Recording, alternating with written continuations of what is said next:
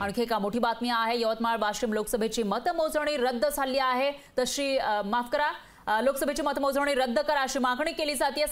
समनक जनता पार्टीकडून ही मागणी केली जाते। निवडणूक अधिकाऱ्यांकडे मागणी करण्यात आली आहे। तर 25 मतं वाढवल्याचा आरोप केला जातोय आणि त्यानंतर इथली मतमोजणी रद्द करा अशी मागणी करण्यात आली आहे।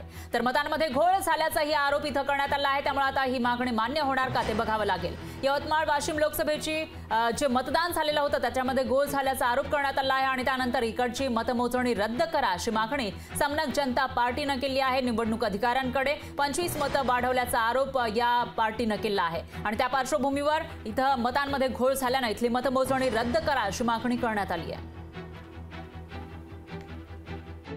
निवडणूक आयोगाकडे जी काही माहिती पुरवलेली आहे, आकडेवारी झालेली एकूण मतदानाची संख्या ती 12,20,189 आहे। परंतु आम्ही ज्या वेळेला ती संपूर्ण बूथ वाईज माहिती मागवली, त्या बूथ वाईज संख्यांमध्ये आणि निवडणूक निर्णय अधिकाऱ्याने पुरवलेल्या माहितीमध्ये तफावत आहे। ती तफावत 25 मतांची आहे।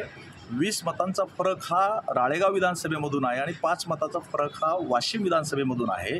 जर 17C नुसार चौकशी केली तर लाखो मतांचा घोळ हा उघडकीस येऊ शकतो अशा पद्धतीची शंका आमची आहे आणि म्हणून अशा पद्धतीची तक्रार करून आम्ही हायकोर्टाचा दरवाजा सुद्धा खटखटावणार आहोत अशा पद्धतीची आमची मागणी आहे।